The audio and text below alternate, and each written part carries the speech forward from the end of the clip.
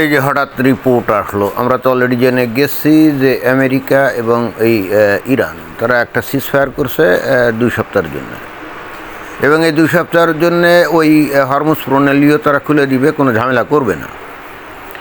তবে এই যে সিজফায়ার যেটা হচ্ছে হলো আর কি, আমরা তো শুনলাম যে পাকিস্তানের প্রধানমন্ত্রী নওয়াজ শরীফ ওই শাহবাজ শরীফ আর তার যে ফিল্ড মার্শাল জেনারেল আছে আসিম মুনির, তারাই নাকি ব্যাপক চেষ্টা চরিত্র করে এইটা সফল করছে। কিন্তু ঘটনা আসলে দেখা যাচ্ছে বিষয়টা আসলে মোটেও তা না। শাহবাজ শরীফ বা আসিম মুনিরের এমন কোনো প্রভাব নাই যে তারা ইরানকে রাজি করাতে পারে।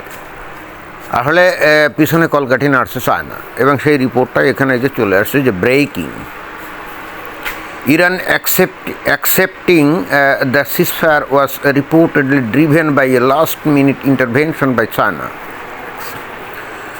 তো এই যে ইরান গ্রহণ করছে এই যে সিজফায়ার চুক্তি, অর্থাৎ যুদ্ধবিরতি অস্ত্রবিরতি, তো এইটা একেবারে লাস্ট মোমেন্টে চায়না ইন্টারভেনশন করছে বলেই বস্তুত এটা সম্ভব হয়েছে।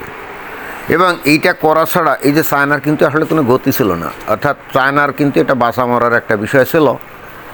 ডোনাল্ড ট্রাম্প যেটাকে হুমকি দিয়েছিল যে এই ইরানের যাবতীয় ইনফ্রাস্ট্রাকচার এবং একই সঙ্গে তেলের ডিপো, তেলের খনি, তেল উৎপাদনের যে স্পটগুলো সব একেবারে মাটির সাথে মিশায়া দিবে।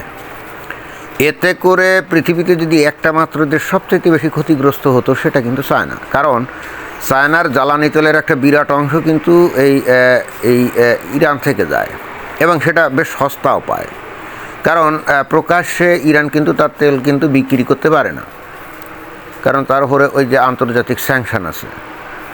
তো ফলে হচ্ছে কি, এই চায়না কি করে ওই ইরান থেকে তেল নেয়।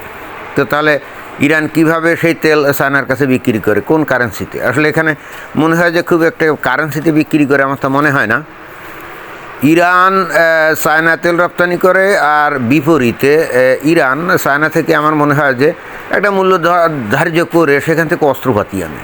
এভাবেই মনে হয় যে লেনদেনটা হয় আর কি। অর্থাৎ এতে করে ইরানের খুব একটা লাভ হয় তা মনে হয় না, কারণ অস্ত্রপাতি এনে জনগণের তো আর কোনো ফায়দা হয় না, তাই না? মাঝখান দিয়ে এই যে আজকে যুদ্ধ লেগে গেল, বস্তুত এই কারণেই তো। তবে মাঝখান দিয়ে ইরান বলছি, চায়না তো খুব লাভবান হয়, কারণ তার অস্ত্রটাও বিক্রি হয়, ওদিকে তার শিল্প কলকারখানা চালু রাখার জন্য যে প্রয়োজনীয় তেল সেটা পেয়ে যায়। যদিও আমরা জানি যে চায়না কিন্তু ওই রাশিয়া থেকে বিপুল পরিমাণে তেল নেয়, কিন্তু পৃথিবীতে সবচাইতে বেশি তেল কনজিউম করে কিন্তু এখন চায়না। তো রাশিয়া থেকে যে পরিমাণ তেল তারা আমদানি করে তাতে কিন্তু হয় না, অতএব তার কিন্তু ইরান থেকে বিপুল পরিমাণে তেল নেওয়া লাগে। তো এখন এই জায়গাগুলো, অর্থাৎ ইরানের এই IRGCর এই একগুয়েমির কারণে ইরান যদি ধ্বংসপ্রাপ্ত হয়ে যায়, সবচাইতে বেশি ক্ষতিগ্রস্ত হবে কিন্তু চায়না, এবং চায়নার শিল্প কলকারখানার একটা বড় অংশ কিন্তু অকেজো হয়ে যাবে। তাদের অর্থনৈতিক ক্ষেত্রে ধস নামবে, বিপুল পরিমাণে লোক চাকরি বাকরি হারাবে, তাদের যে উন্নয়নের গতি এটা থেমে যাবে, প্রবৃদ্ধি এগুলো থেমে যাবে। অর্থাৎ চায়না কিন্তু প্রমাদ গুনল, যদি এরকম কোনো কিছু হয় যে ইরান একেবারে ধ্বংস হয়ে গেল, অ্যাটলিস্ট তাদের অয়েল ইনফ্রাস্ট্রাকচার যদি ধ্বংস করে অ্যাটলিস্ট, তাহলেও তো সেক্ষেত্রে চায়না বিশাল সমস্যার মধ্যে পড়বে, তাই না? এবং ডোনাল্ড ট্রাম্পের যে হুমকি, এটা যে মোটেও হাওয়াই কোনো হুমকি ছিল না, সেটাও কিন্তু চায়না উপলব্ধি করতে পারে। এতদিন ধরে এই চায়না কিন্তু নীরবে অবজার্ভ করতেছিল যে আসলে কত দূর যায়, কী হাবভাব, কী ভাবভঙ্গি। একটা জিনিস খেয়াল করতে হবে, এতদিন এই 35-36 দিন ধরে এই যে আমেরিকা এবং ইসরায়েল যে বিপুলভাবে বোমাটোমা হামলা করছে, এরা কিন্তু অত্যন্ত সন্তর্পণে এই তেল ক্ষেত্রগুলোকে কিন্তু টাচ করে না। এমনকি খার্গ দ্বীপে, যে দ্বীপটা নাকি ইরানের তেল রপ্তানি প্রায় 90% নাকি সেখান থেকেই রপ্তানি হয়, সেখানে এত কৌশলে আঘাত হানছে, ওখানে মিলিটারি ইনস্টলেশন যেটা ছিল তার উপরে আঘাত হানছে, খুব প্রিসাইজ অ্যাটাক করছে। ওখানে কিন্তু তেলের যে পাইপলাইন বা তেলের যে ওই যে ইনস্ট্রুমেন্টেন্ট আছে যেগুলো দিয়ে আর কি, বা যে তেলের ডিপো এগুলোর গায়ে কিন্তু আঘাত হানা হয়নি। অর্থাৎ ডোনাল্ড ট্রাম্প চেয়েছে যে ইরানকে দমন করবে, বাট তেল শিল্পটা যেন বহাল থাকে। যদিও কিছু কিছু জায়গায় ইসরায়েল কথা নেই বার্তা নেই ধুমধাম তেলের ডিপোতে কিন্তু বোমা মারছে, কিন্তু সিংহভাগ ক্ষেত্রে কিন্তু তেলের যে উৎপাদনের ইনস্টলেশন এগুলো কিন্তু ইন্ট্যাক্টই আছে। তো যাই হোক, এখন কথা হচ্ছে যে চায়না দেখছে যে সবচেয়ে বিপদ তাদের, এই ইরান ধ্বংস হলে সবচাইতে ক্ষতিগ্রস্ত হবে তারা। এবং ডোনাল্ড ট্রাম্পের হুমকিটাকে তারা আমলে নিয়ে তারা ফোর্সফুলি, মানে খুব আদা জল খেয়ে একেবারে লাস্ট মোমেন্টে এই যে ইরানের যে ইসলামী রেজিম তাকে ম্যানেজ করছে। আর ইরানের ইসলামী রেজিম চায়নার কথা শুনতে বাধ্য, কারণ এ পর্যন্ত চায়নাই একমাত্র ক্রেতা ছিল এই ইরানের তেল কেনার মতো, কারণ অন্য কোনো দেশ তো আর তেল কেনার সাহস পেত না এই চায়না ছাড়া। তো ফলে হচ্ছে কি, চায়না ছিল এই ইরানের কিন্তু অর্থনৈতিক লাইফলাইন।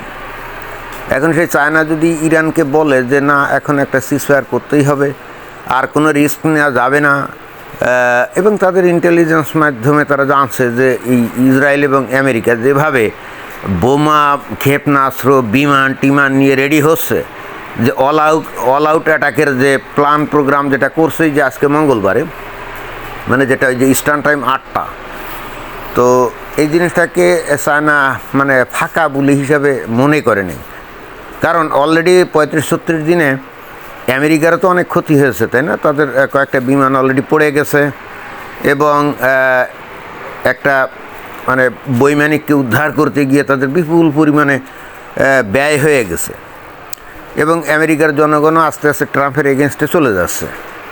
তো ডোনাল্ড ট্রাম্পও চাচ্ছিল যে যুদ্ধটা তাড়াতাড়ি এখন শেষ করার জন্য। তো যুদ্ধটা শেষ করতে গেলে তাকে হয় এখন এই যে অবস্থা আছে এই অবস্থায় পাতাড়ি গুটায় ভেঙে যেতে হবে, আর নতুবা ইরানকে একেবারে ধ্বংস করে তারপরে ভেঙে যেতে হবে। তো ডোনাল্ড ট্রাম্প তো ওই দ্বিতীয়টাই বেছে নিয়েছে, অর্থাৎ ইরানকে ধ্বংস করেই তারপরে এখান থেকে ভাগবে। এই বিষয়টা কিন্তু চায়না টের পেয়ে গেছে, এবং সেক্ষেত্রে ক্ষতিগ্রস্ত কে হবে? চায়না। তাদের শিল্প ইন্ডাস্ট্রির একটা বিশাল অংশ বন্ধ হয়ে যাবে, বেকারত্ব বাড়বে, অর্থনৈতিক অগ্রগতি থেমে যাবে, প্রবৃদ্ধি থেমে যাবে। ফলে চায়না এই যে আইআরজিসি অর্থাৎ এই ধর্মোন্মাদ এই শাসক গোষ্ঠীকে তারা ম্যানেজ করছে, বলছে যে এখন আর উপায় নেই, এখন আর উপায় নাই, এখন একটা সিজফায়ারে যেতেই হবে। তা যদি না যাওয়া হয় তাহলে তোমাদের ধ্বংস হয়ে যাবে, তোমাদের ধ্বংস হলে আমাদেরও বিপদ হবে।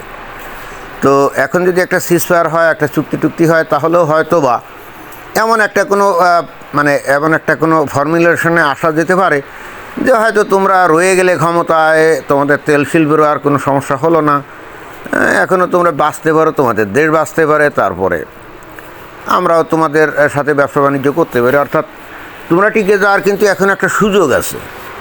নেগোসিয়েশনটা করে হয়তো এমনও হতে পারে যে তোমরা হয়তো কিছু কিছু প্রস্তাবে রাজি হয়ে গেলে আমেরিকার সাথে, তখন তোমাদের রেজিম ইরানে ক্ষমতায় থাকলো নাকি কে ক্ষমতায় থাকলো এগুলো নিয়ে ডোনাল্ড ট্রাম্প চিন্তা করবে না। আমার মনে হয় যে এভাবেই এই ইরানের রেজিমকে হয়তো ম্যানেজ করিয়েছে, এবং সেই হেতু এই সিজফায়ারটা হয়েছে। এখানে মাঝে ওই এই বার্তা আদান প্রদান অথবা সরাসরি আলাপ আলোচনার জন্যে আমার মনে হয় যে পাকিস্তান কিছু কাজ করছে আর কি। তো পাকিস্তানের সাথে ছিল, বাট পাকিস্তানের কথায় ইরানি রেজিম থামছে আমার তা মনে হয় না।